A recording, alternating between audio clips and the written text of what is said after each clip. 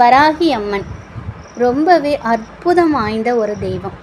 இவங்க ஒரு துடிப்பான தெய்வங்கிறதுனால இவங்கள முறையாகவும் முழு மனதோடமும் வழிபாடு செய்கிறவங்களுக்கு எந்தவித எதிரிகளோட தொல்லையும் இருக்காது.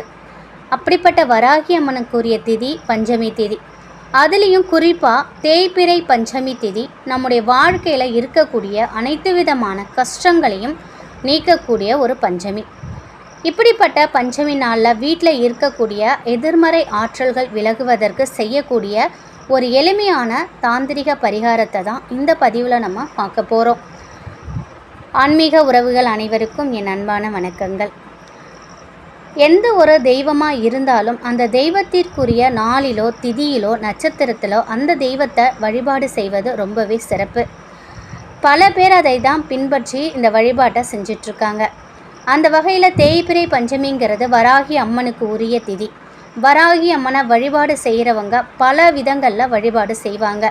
ஒரு சிலர் தேங்காய் தீபம் ஏற்றுவாங்க, ஒரு சிலர் பூசணிக்காய் தீபம் ஏற்றுவாங்க, இன்னும் சில பேர் பார்த்தா பஞ்சமுக தீபம் ஏற்றி வழிபாடு செய்வாங்க, சில பேர் 5 விளக்குகளில் தீபம் ஏற்றுவாங்க. அதே போல் வராகி அம்மனை பூஜை செய்வதையும் பல விதங்களில் செய்வாங்க. வராகி அம்மனோட மந்திரமும் பல இருக்குது.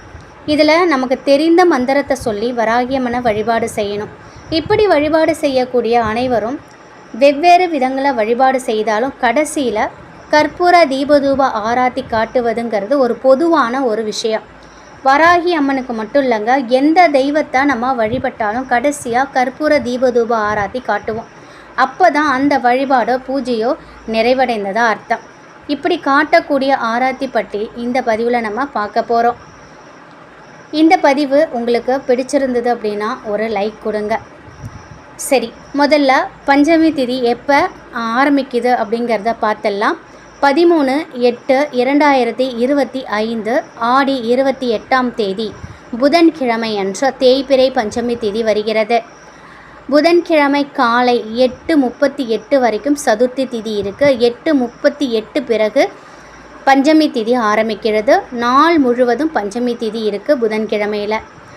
எப்போ முடியுதுன்னு பார்த்தீங்கன்னா வியாழக்கிழமை அன்று 14/8/2025 வியாழக்கிழமை காலை 6:24 வரைக்கும் பஞ்சமி திதி இருக்குது. அதுக்கப்புறம் சஷ்டி திதி ஆரம்பிக்குது. அப்போ புதன்கிழமை முழுவதுமே உங்களுக்கு பஞ்சமி திதி இருக்குது. வராகி அம்மனை எந்த முறையில் நீங்கள் வழிபாடு செய்கிறீங்களோ, சிலை இருந்தாலும் சரி, சிலைக்கு அபிஷேகம் செய்யுங்க. எளிமையான முறையில் உங்கள்கிட்ட இருக்கக்கூடிய பொருட்களை வைத்து அபிஷேகம் செய்து அவங்களுக்கு பிடித்த செம்பருத்தி மலர்கள், செவ்வரளி பூக்களை நீங்கள் அவங்களுக்கு வைக்கலாம். வைத்து அலங்காரம் பண்ணிக்கோங்க. அதே போல் படம் இருந்தாலும் படத்தை நல்லா சுத்தமாக துடைச்சிட்டு மஞ்சள் குங்குமம் போட்டு வைத்து அவங்களுக்கு மலர்களால் அலங்காரம் பண்ணிக்கோங்க. அவங்களுக்கு பிடித்த நெய்வேத்தியம் என்னவோ அதை நீங்கள் வைக்கலாம். எப்பொழுதும் நீங்கள் என்ன வைக்கிறீங்களோ அது வைங்க. அப்படியே உங்களால் சக்கரவள்ளி கிழங்கு, அந்த கிழங்கு வகைகள், பூமியில் தோண்டி எடுக்கப்படக்கூடிய பூமிக்கு அடியில் விளையக்கூடிய கிழங்கு வகைகளை நம்ம அம்மனுக்கு நெய்வேத்தியம் வைக்கலாம். இல்லை தயிர் சாதம், மாதுளை முத்துக்கள், பானகம், இப்படி உங்களால் என்ன தயார் பண்ண முடியுமோ அதை நீங்கள் நெய்வேத்தியம் வைங்க. அதுக்கப்புறம் ஒரு தீபம் ஏற்றி மனதார வராகி அம்மனை வணங்கிக்கோங்க. தீபத்தில் அம்மனை ஒரு சிலர் சிலையும் இருக்காது, படமும் இருக்காது. அவங்க என்ன செய்வது அப்படிங்கிறது மனசில் ஒரு குழப்பமாக இருக்கும். வராகி அம்மனை எப்பொழுதும் வழிபடுறவங்களுக்கு தெரிஞ்சிருக்கும். தெரியாத நபருக்காக நான் இதை சொல்கிறேன். ஒரு தீபம் ஏற்றி அதில் அம்மனை நினைத்து நீங்கள் அவகானம் செய்து மனதார நீங்கள் பிரார்த்தனை பண்ணிக்கோங்க. கண்டிப்பாக அந்த தீபத்தில் அம்மன் உட்காருவாங்க. வராகி அம்மன்கிட்ட முழு அன்போடு நம்ம போகணும், உண்மையான பக்தியோடு நம்ம போகணும். அவங்களுக்கு ரொம்ப விமர்சனமாக படையல் போடணும், விமர்சனமாக பூஜை பண்ணணும்லாம் அவங்க எதிர்பார்க்க மாட்டாங்க. உண்மையான அன்பு, நேர்மையான குணம் இருந்தால் அவங்கக்கிட்ட நம்ம போகலாம். தீய எண்ணத்தோட, கெட்ட எண்ணத்தோடு அவங்கக்கிட்ட போனோம்னா எந்த அளவுக்கு அவங்க பாசத்தை காட்டுறாங்களோ அந்த அளவுக்கு அவங்க நமக்கு பயத்தை காட்டுவாங்க. அதனால் எப்பொழுதும் அவங்கக்கிட்ட கெட்ட எண்ணத்தோடு நம்ம போகவே கூடாது. முழு அன்போட நேர்மையான எண்ணத்தோடு அவங்கக்கிட்ட போனோம் அப்படின்னாக்கா அவங்க நம்மளை ஒரு குழந்தை போல் அவங்கள அவங்க என்ன கஷ்டம் வந்தாலும் சரிங்க, அதை எல்லாத்தையும் தகர்த்து போட்டு நம்ம வாழ்க்கையில் இருக்கக்கூடிய ஒவ்வொரு கஷ்டத்தையும் தகர்த்தெறிஞ்சு நமக்கு ஒரு ஒளிமயமான எதிர்காலத்தை அவங்க காட்டுவாங்க. அதனால் முழு நம்பிக்கையோடு அம்மன்கிட்ட போங்க.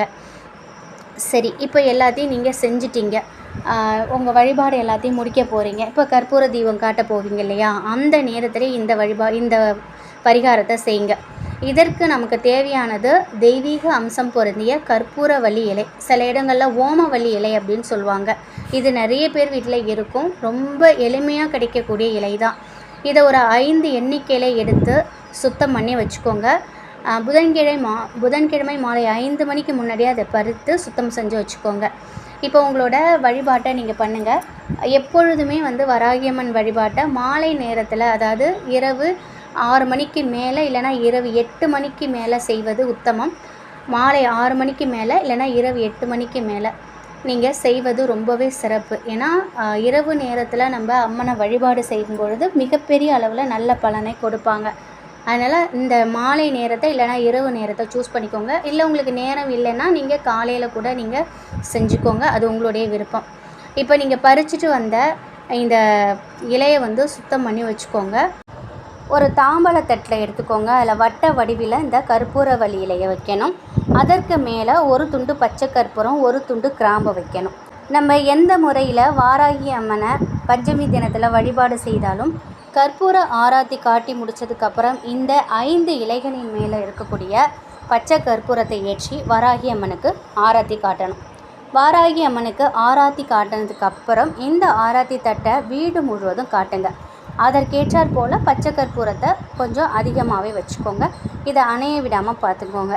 இப்படி நம்ம காட்டுறதுனால இதிலிருந்து வரக்கூடிய அந்த வாசனை வீட்டில் இருக்கக்கூடிய அனைத்து விதமான எதிர்மறை ஆற்றல்களையும் நீக்கி நேர்மறை ஆற்றல்கள் அதிகரிக்கும். குடும்பத்தில் சண்டைகள் இருந்தாலும் மனக்கசப்புகள் இருந்தாலும் எல்லாமே நீங்கி மகிழ்ச்சியான வாழ்க்கை உண்டாகும்.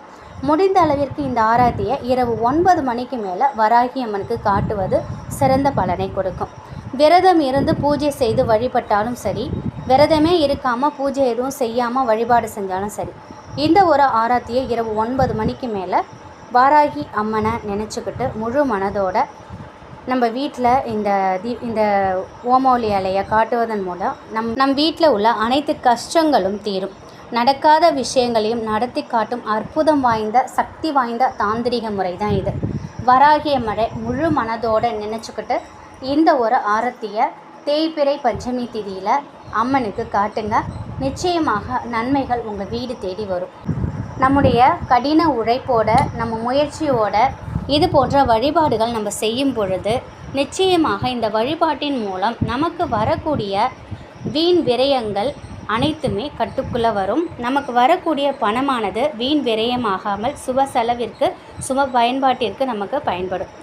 நிச்சயம் இந்த ஒரு தகவல் உங்களுக்கு பயனுள்ளதாக இருக்கும் அப்படின்னு நம்புகிறேன். நன்றி.